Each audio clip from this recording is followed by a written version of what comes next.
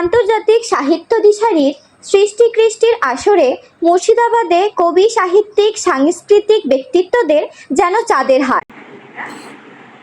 কবিতার নাম আবদার। রবি ঠাকুর, ও রবি ঠাকুর, তোমার কাছে চরম একটা আবদার আছে, শুনবে? তোমার লেখায় নায়িকা হব। শেষের কবিতার মতো বিখ্যাত উপন্যাসী না হলেও অন্তত কন্যার মতো পত্রিকায় ছাপা উপন্যাসে জায়গা দিও। যদি তাতেও মন সায় না দেয়, তাহলে অন্তত একটি ছোট গল্পে রেখো, কিংবা রেখো খোলা চিঠিতে মনের কথা জানবো সুখে। আমি তো বিখ্যাত হতে চাইনি কোনোদিন, চেয়েছি শুধু তোমার সাথে জড়িয়ে থাকতে দীর্ঘক্ষণ। তোমার মস্তিষ্কে প্রতিটি শিরায় উপশিরায় বইবে আমার নিঃশ্বাস। সৃষ্টির জন্য আদর যত্নে তৈরি হয় নায়িকা। এই দীর্ঘ সময় আমি তোমার ভাবনায় থাকবো, তোমার কল্পনায় থাকবো, তোমার মনে থাকবো। এর চেয়ে আর বেশি চাহিদা নেই আমার। পারলে কার্শিয়ামের কোনো পাহাড়ি মেয়ের রূপ দাও, কারণ পাহাড় আমায় ভীষণ টানে, যেমন টানে কবিতা আমি শুনতে ভালো লাগে, এটাও শুনে বললাম। আমি আমার অনুরোধ করছি আমার মনকে।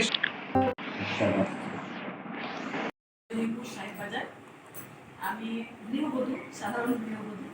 লেখালেখি ছোট থেকে কোনোদিনই করিনি, বা কবিতা আবৃত্তিও কোনোদিন ছোট থেকে করিনি। এই 50-এ ঊর্ধ্বে এসে ভালো লাগে থেকে একটু একটু লিখি, আর রবীন্দ্রনাথের কাছে আবৃত্তি শিখি। তো আমি আশাবাদী মানুষ, তো আশাবাদী সেরকমই একটা কবিতা আমি লিখছি, মানে বর্তমান পরিস্থিতি এবং ভবিষ্যতে আমি আশাবাদী, সেরকমই একটা কবিতা লিখছি আমার লেখা। বছর 20 দেশ জুড়ে চলছে হানাহানি, কাটাকাটি, অরাজকতা, হিংসা, সততা ও স্বার্থপরতা, নেই কোনো মানবিকতা। ছুটছে মানুষ টাকার পিছনে, আরো আরো টাকা চায়। একদিন দেওয়ালে ঠেকবে পিঠ, বুঝবে এতে শান্তি নাই। হয়তো বছর 20 পরে দেশ জুড়ে আসবে এক প্রশান্তি, সবাই মিলেমিশে থাকবে, চলে যাবে সকল অশান্তি। হিংসা ও ভেদাভেদ ভুলে হিন্দু, বৌদ্ধ, খ্রিস্টান, মুসলমান হাতে হাত রেখে বলবে আমরা ভাই ভাই, সবাই সমান। হয়তো দুর্নীতি ও স্বার্থের অন্ধকার দূর হবে সেদিন, জ্বলবে সাম্য ও সততার আলো, আসবে তীর সুদিন। নিদ্রাহীন চোখে থাকবে না শুয়ে কে আর প্রতাপে, অনাহারে মরবে না মানুষ আর কখনো দিনের রাতে। হয়তো বছর 20 পরে সবুজে শ্যামলে ভরবে বনানী, সবুজের পথ ধরে ঋণী ঝিনি তালে নামবে বৃষ্টির আগে। উচ্ছ্বাসিত নদী নালা বইবে নিরবধি কুলু কুলু তালে, কৃষকেরা আনন্দে করবে চাষ, গোলাপ ভরবে ধানে। নূতন প্রজন্ম সুন্দর এক পৃথিবীতে করবে সুখে বাস, বিশুদ্ধ বাতাস বইবে, চারিদিকে প্রাণ ভরে নেবে শ্বাস। থাকবে না কোনো গোষ্ঠী দ্বন্দ্ব ও রাজনৈতিক মতান্তর, সুখে দুঃখে হেসে খেলে ভালোবেসে বাঁচবে পরস্পর। শুধু একটাই ধর্ম, মানবিকতা, আর অন্যায় অবিচার নয়। সমাজ ও সংস্কৃতি সুস্থ থাকবে, মানবতা হবে জয়।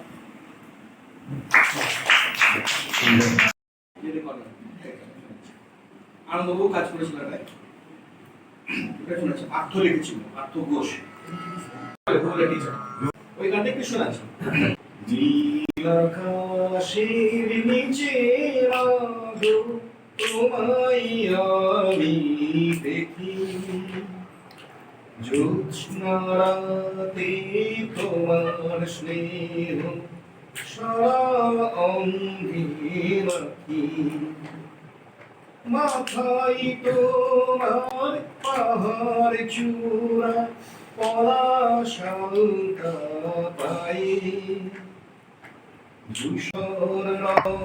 এই দিন সাহিত্য আসরে 18 জনের অধিক গুণীজনদের উপস্থিতি ঘরোয়া আড্ডাকে দুর্দান্ত মনোগ্রাহী প্রাণবন্ত করেছে। এ জেনারেশন অ্যাচিভারের প্রাণপুরুষ শিক্ষক কবি হিমেন্দু দাস এবং পশ্চিমবঙ্গ গণতান্ত্রিক লেখক শিল্পী রঘুনাথগঞ্জ শাখার বাচিক শিল্পী অগ্নিমিত্র ব্যানার্জির উদ্যোগে কালোপযোগী স্বরচিত কবিতা পাঠ, লেখনী, আবৃত্তি, সঙ্গীতের মাধ্যমে সাহিত্য আসর ক্রমশই স্বতন্ত্রতায় চিত্তাকর্ষক, অত্যন্ত মনোগ্রাহী হয়ে ওঠে। অবক্ষয়িত সমাজে মানবিক চেতনা, মূল্যবোধে গঠনমূলক চিন্তার উন্মোচন ব্যাপকভাবে ঘটাতে উদ্যোগ অত্যন্ত প্রশংসনীয়।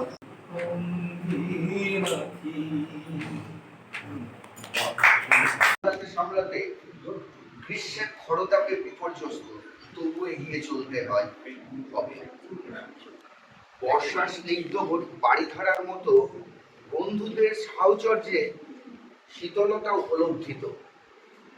ক্ষণিক শান্তির সূচনার সাথে শরৎ আকাশে ভেসে আসা পেঁজা তুলোর মতো মেঘের সাথে সাথে কিছু স্বপ্ন জীবন আকাশে ভাসিয়ে নিয়ে অজানা পথে পাড়ি দিতে দিতে আগমনের সুরের মৃদুসোনার ভেস কাটতে না কাটতে হেমন্তের হৈমন্তিক মিষ্টি মধুর নাতিশীতোষ্ণ পরিবেশ যেন সকল অসহায়তার ক্লান্তি মুছিয়ে ভালোবাসার আবেশে আবেশে নির্মল আনন্দে কন্যার হাত ধরে যেন আমলকির ঝিরি ঝিরি পাতার ফাঁক দিয়ে ঝুঁকি দিতে থাকে ফুলের দল, যেন শীতের আগমন বার্তা প্রকৃতির ঘরে উচ্ছ্বাস।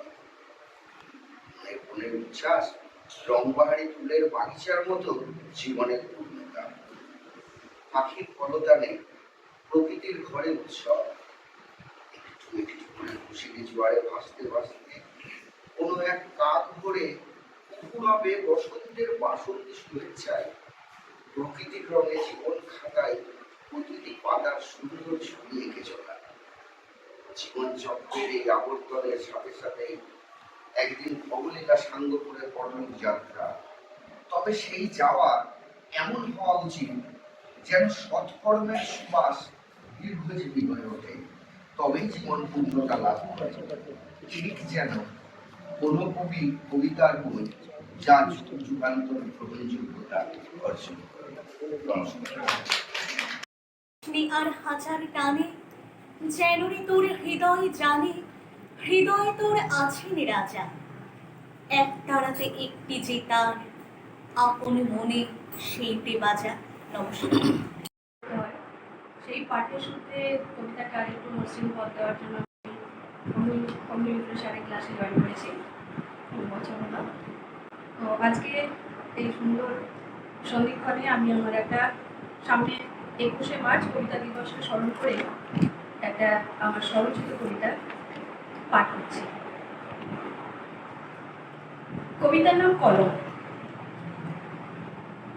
যে কলমে আঁকছো ছবি পাহাড় ছুঁয়ে আকাশে, যে কলমে কাটছো রেখা রূপবতী সেই খরস্রোতার, ছাতি ফুলের গন্ধ মেখে লাল পাহাড়ে দিচ্ছ পাড়ি, সময় কি আছে আর নষ্ট কিছু গল্প লেখার?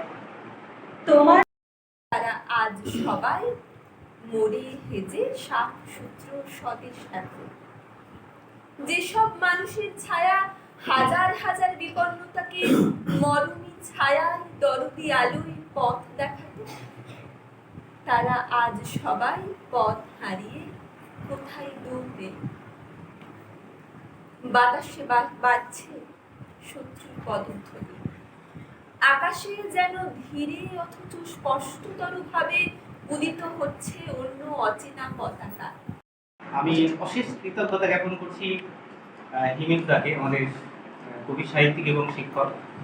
বিশেষ করে যে ভাবনা নিয়ে হিমেন্দা পথ চলা শুরু করেছে এবং তার সৃষ্টিশীলতা যেভাবে এগিয়ে চলেছে, তার সঙ্গে বিশেষ করে আমাকে বলছে এই কারণে যে লেখালেখি জগতের সঙ্গে বিশেষ কারণেই ইচ্ছে থাকলে অনেক সময় দেখা যায় প্রায়োরিটি কম হয়।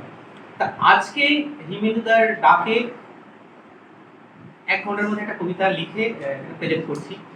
আর একটা বিষয় বলি যে যাতে আমরা সুষ্ঠু মননের দিকে এগোতে পারি তার জন্য স্পেশাল ইভিনিং টিভি আমাদের বাবুনদাকে বলেছি, আমাদের সঙ্গে আরো স্পেশাল ইভিনিং টিভির অনেক পরিবারের সদস্য রয়েছে। আপনাদের সকলকে সদস্য মনে করি।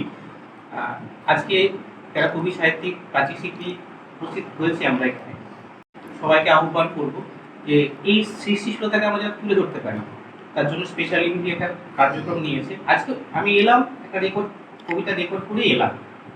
আপনাদের সকলকে আহ্বান করব এরকম কর্মকাণ্ডের সঙ্গে, এই পাগলামির সঙ্গে আমরা যদি যুক্ত থাকতে পারি তাহলে হয়তো আমরা ভালো কিছু করতে পারবো।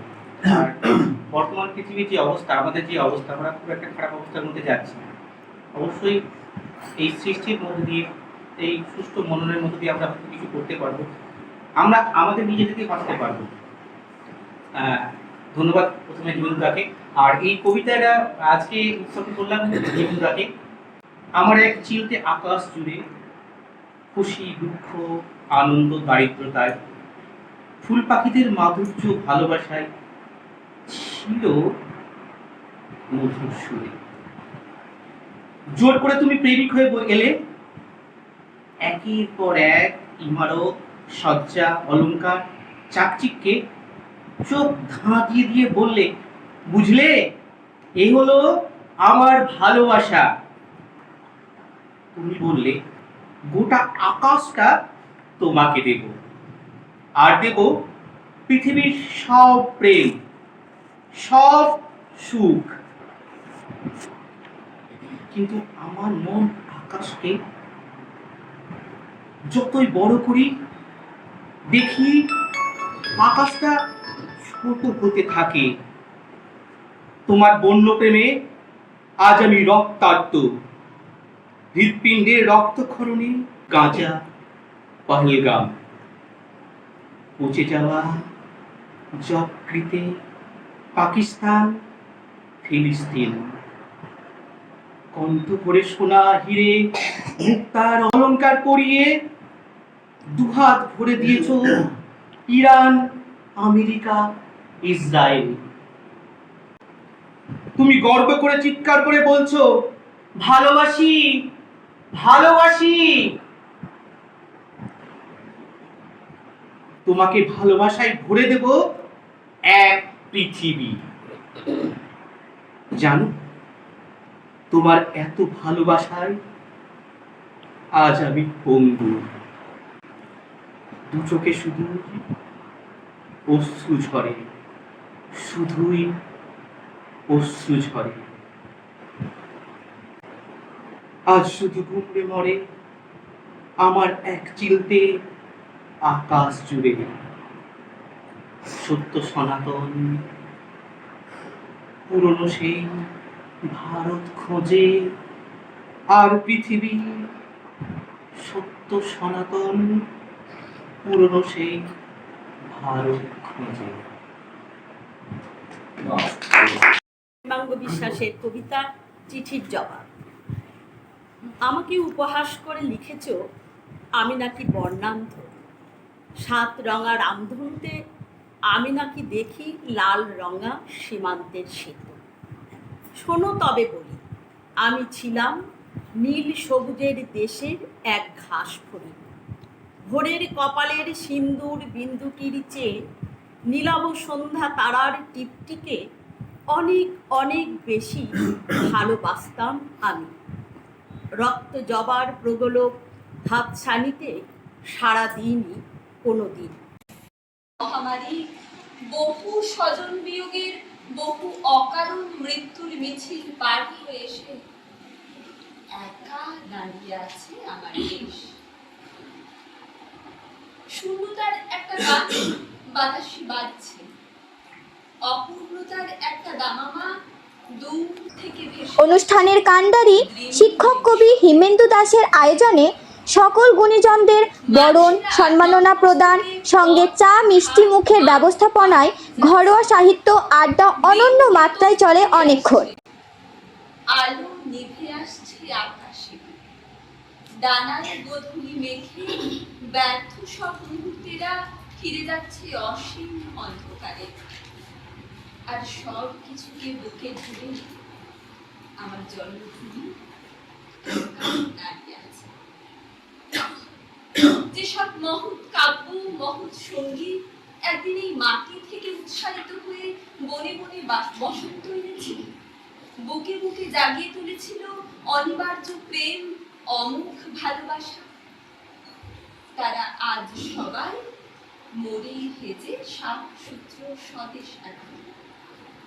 যেসব মানুষের ছায়া হাজার হাজার বিপন্নতাকে মরণী ছায়ার দরদি আলোয় পথ দেখাত, তারা আজ সবাই পথ হারিয়ে কোথায় দূরে।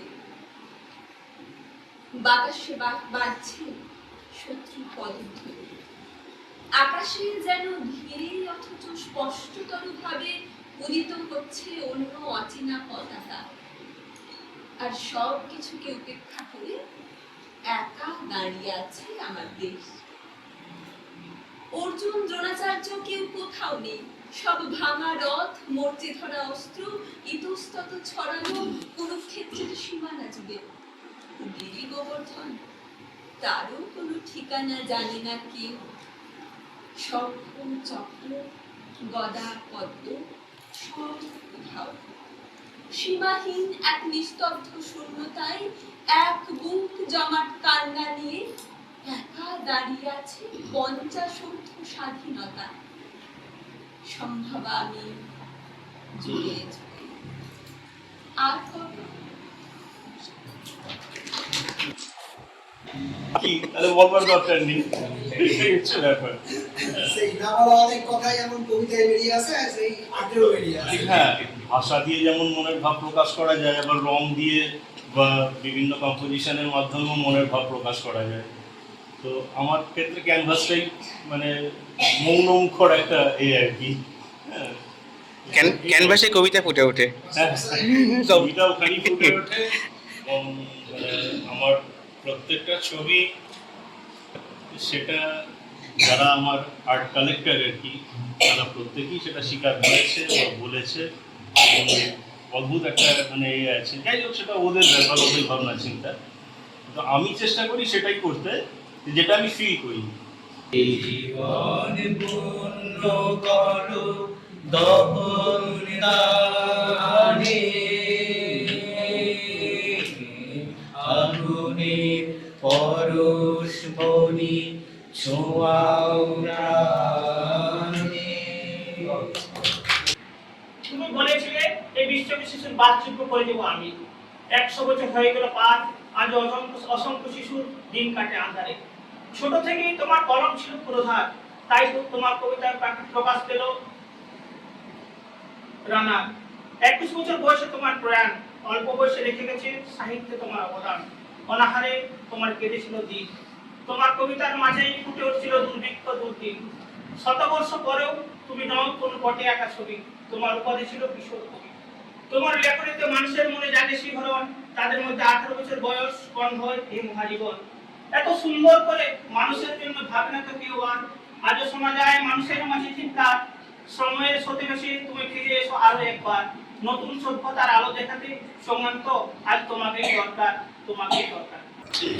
আগামী 5ই এপ্রিল সকাল 10টা থেকে 4টে পর্যন্ত গীতবিতান প্রেক্ষাগৃহে বসন্ত বরণে রবীন্দ্র স্মরণে অত্যন্ত গঠনমূলক চিত্তাকর্ষক অনুষ্ঠানের আয়োজন করেছে এই জেনারেশন অ্যাচিভার সংস্থাটি। বাপুহে বড়ই খারাপ করেছে দিনটা, কিছুই বুঝছি না হালচাল।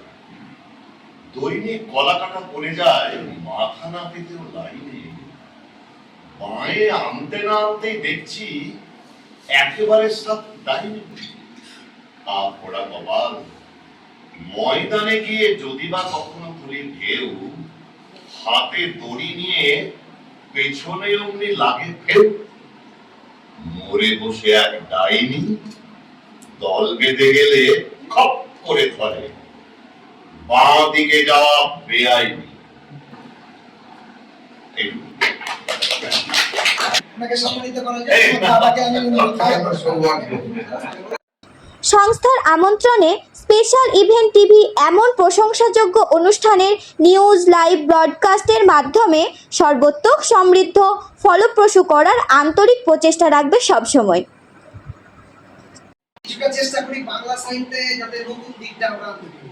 গুরুদেব আমাদের মাথার উপরে রয়েছে, কিন্তু জল পরে পাতা নড়ের সে যুগটা অতিক্রান্ত হয়ে গেছে।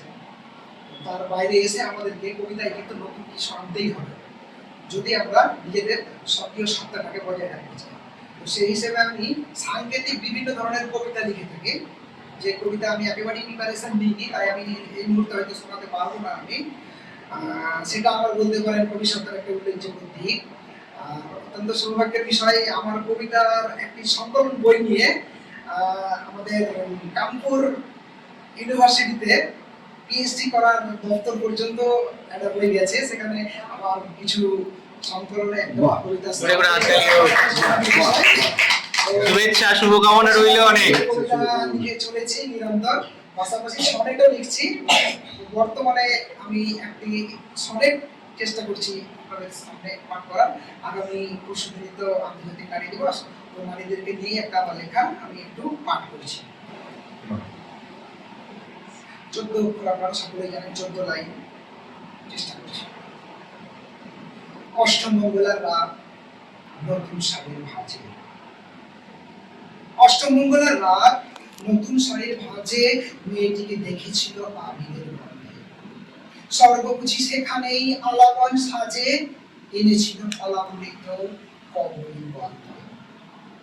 পৃথিবী ভীষণ মায়া সাজানো কর্পূরে ঢেকেছিল মেয়েটিকে ময়ালের ছেঁড়া খরসের পাশে সর্বোদ্যানের দূরে।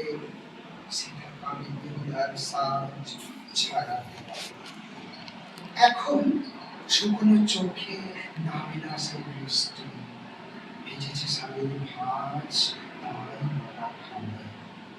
দর্পণের ঘষা কাজ হারিয়েছে দৃষ্টি, ভাঙা বাঁশরির সুরে বিকেলের খাবে। ওই সাহসীবে নির্বন অপেক্ষা শুধু আমি সেই প্রিয় আনন্দদা, মানে আমাদের সকলকে পাশে নিয়ে একটা নতুন ব্যাপার সৃষ্টি করছে। সেটা হচ্ছে স্পেশাল ইভেন্ট টিভি নামক একটা চ্যানেল, যেখানে আমাদের এখানকার বা বিভিন্ন জায়গার যারা শিল্পী রয়েছে তারা নিজের প্রতিভাকে সকলের সামনে নিয়ে আসার জন্য একটা প্ল্যাটফর্ম বা স্টুডিও, সেটা স্পেশাল ইভেন্ট টিভি। তাই সকলকে আমরা ওখানে ডাকছি। ভিডিওতে বিভিন্ন বিষয়ে রেকর্ডিং চলছে, যেটা গান হোক বা কবিতা হোক। এই বাড়ি জলপাইগুড়ির একটি ছোট্ট গ্রাম নাথুয়াহাটে। আমি রবীন্দ্রনৃত্য এবং ভরতনাট্যম শিল্পী, তার সাথে আবৃত্তিটা আমার কাছে একটা প্যাশন টাইপের। আমি কখনো শিখিনি, আমি আবৃত্তি নিজেই করি। আমি শুভ দাশগুপ্তের একটা আবৃত্তি শোনাচ্ছি আপনাদের। কবি শুভ দাশগুপ্তের লেখা আমি সেই মেয়ে। আমি সেই মেয়ে, বাসে ট্রেনে রাস্তায় আপনি যাকে রোজ দেখেন, যার শাড়ি, কপালে টিপ, কানের দুল আর পায়ের পশি আপনি রোজ দেখেন। আর আরো অনেক কিছু দেখতে পাওয়ার স্বপ্ন দেখেন। স্বপ্নে যাকে ইচ্ছে মতন দেখেন, আমি সেই মেয়ে। বিহারের প্রত্যন্ত গ্রামে দিনের আলোয় যার ছায়া মারানো আপনার ধর্মে নিষিদ্ধ, আর রাতের গভীরে যাকে বস্তি থেকে তুলে আনতে পাইক বরকন্দাজ পাঠান আপনি, আর সুসজ্জিত বিছানায় যার জন্য অপেক্ষায় অধীর হয় আপনার রাজকীয় লাম্পট্য, আমি সেই মেয়ে। আমি সেই মেয়ে। আসামের চা বাগানে ঝুপড়ি কামিন বস্তি থেকে যাকে আপনি নিয়ে যেতে চান, সাহেবী বাংলোয় মধ্যরাতে ফায়ার প্লেসের ঝলসে ওঠা আলোয় মোদির চোখে দেখতে চান যার অনাবৃত শরীর, আমি সেই। রাজস্থানের শুকনো উঠোন থেকে পিপাসার জল আনতে যাকে আপনি পাঠিয়ে দেন 10 মাইল দূরে সরকারি ইদারায়, আর 20 মাইল হেঁটে ক্লান্ত বিধ্বস্ত যে রমণী ঘরা কাখে ঘরে ফিরলেই যাকে বসিয়ে দেন চুলার আগুনের সামনে আপনার রুটি বানাতে আমি সেই মেয়ে। আমি সেই মেয়ে যাকে নিয়ে আপনি মগ্ন হতে চান গঙ্গার ধার কিংবা ভিক্টোরিয়ার সবুজে কিংবা সিনেমা হলের নীল অন্ধকারে, যার চোখে আপনি এঁকে দিতে চান ঝুটা স্বপ্নের কাজল আর ফুরিয়ে যাওয়া সিগারেটের প্যাকেটের মতো, যাকে পথের দুপাশে ছুঁড়ে ফেলে আপনার ফুল সাজানো গাড়ি শুভ বিবাহ সুসম্পন্ন করতে ছুটে যায় শহরের পথে। কোণে দেখা আলোর গঠুরিতে একা দাঁড়িয়ে থাকা আমি সেই মেয়ে। আমি সেই মেয়ে, এমনকি দেবতারা যাকে ক্ষমা করেন না। অহংকার আর শক্তির দম্ভে যার গর্ভে রেখে যান কুমারীর অপমান, আর চোখের জলে পূর্তি হয়ে নদীর জলে বিসর্জন দিতে হয় অর্ণকে, আত্মযোগে। আমি সেই মেয়ে। সংসারে অসময়ে আমি ভরসা। আমার ছাত্র পড়ানোর টাকায় মায়ের ওষুধ কেনা হয়, আমার বাড়তি রোজগারে ভাইয়ের বই কেনা হয়, আমার সমস্ত শরীর প্রবল বৃষ্টিতে ভিজতে থাকে, কালো আকাশ মাথায় নিয়ে আমি ছাতা হয়ে থাকি, ছাতার নিচে সুখে বাঁচে সংসার। আপনারা আমার জন্য অনেক করেছেন। মানটা আরো বড় করা, অর্থাৎ সুস্থ সংস্কৃতির চর্চাটাকে ব্যক্তিগতই বলছি, মানে দল তো অনেকই আছে, আমারও তো দল আছে। আমি বলছি যে যারা মানে এরকম চর্চার ক্ষেত্রে একটুখানি আগ্রহী থাকবে ব্যক্তিগত চর্চায়, তাদের ব্যক্তিগত চর্চা, এখানে তো দলগত নয়, সেটাকে আরেকটুখানি প্ল্যাটফর্মটা আরো যদি বড় নিজেদের মধ্যে, আমি তো বুঝতে পারছি না কে আসতে পারে কে আসতে পারে না। অনেকেই বলা হয়েছে, অনেকে আসেনি, আবার অনেকে বলা হয়ও নি, এটাও ঠিক এখন মনে করছি। আমি বলছি যে প্রত্যেকের নিজের নিজের পরিচিতিটাকে, মানে যেটা যা যেখানে করে সেটাকে একটুখানি এখানে যদি নিয়ে আসা যায়। চিত্রশিল্পী হতে পারে, যেমন চিত্রশিল্পী অনেকেই আছে, কোনো অনুষ্ঠানে করতেই পারি চিত্রশিল্পী, হ্যাঁ পুজো আছে, রবীন্দ্র আছে, এরকম ধরনের অনেকেই আছে।